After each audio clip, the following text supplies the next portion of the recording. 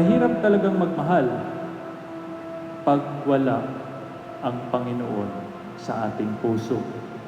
Kasi ang tao nagkaroon lang ng kakayahang magmahal, umibig ng kapwa dahil sa Panginoon. Dahil una tayong inibig niya.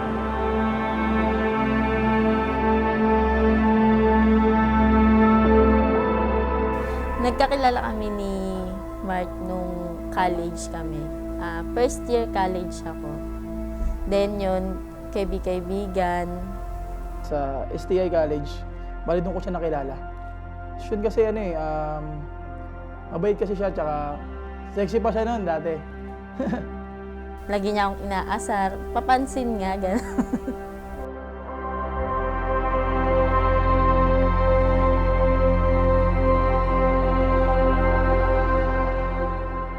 Idulot mo sa amin, O Panginoon, ang magkaisa sa aming puso at kaluluwa mula ngayon sa kaginhawaan o sa kahirapan, sa kalusugan o sa karamdaman, hanggang sa huling sandali ng aming buhay. Isang dekada na ang lumipas mula nung kami ay nagkakilala sa paaralan. Magkaibigan at sexy na nga pa noon eh. Hanggang ngayon, nagustuhan ko siya dahil mabuti at mabait. Maalalahin, mapagmahal, responsable at higit sa lahat, sarap magluto. Today is a very special day. Ito na ang araw na pinakahihintay natin. Yung pinaghandaan ng mahigit isang taon. Yung pinangarap na makasal tayo, ito natutupad na. Ilang oras magiging Miss Riquizo na ako. Nagpapasalamat ako kay Lord dahil matatag tayong dalawa. Ito na ang forever sa akin.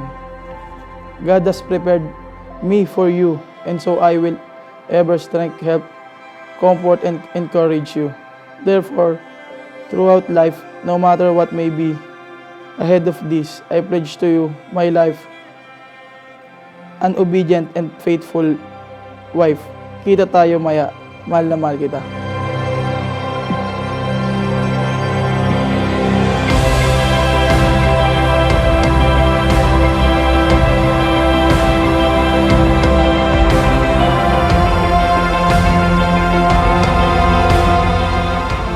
Mark, bukal ba sa iyong loob ang iyong pagparito upang makaisang dibdib si Chris na iyong pakamamahalin at paglilingkuran habang buhay?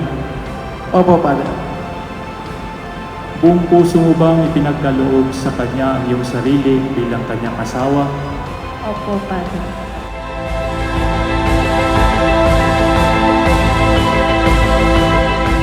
Isa lang naman yung wish natin, yung magkaroon na tayo ng sariling pamilya natin.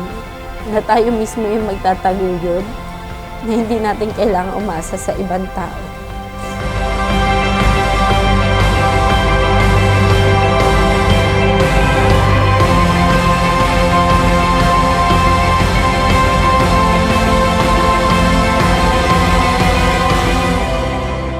Magmahalan lang tayo lagi.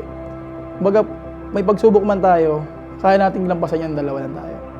Tayong dalawa lang din naman yung magkasama. Alam ko rin naman gagawin mo lahat, magsisikap ka para mabigyan mo rin ng katuparan yung mismo pinapangako mo.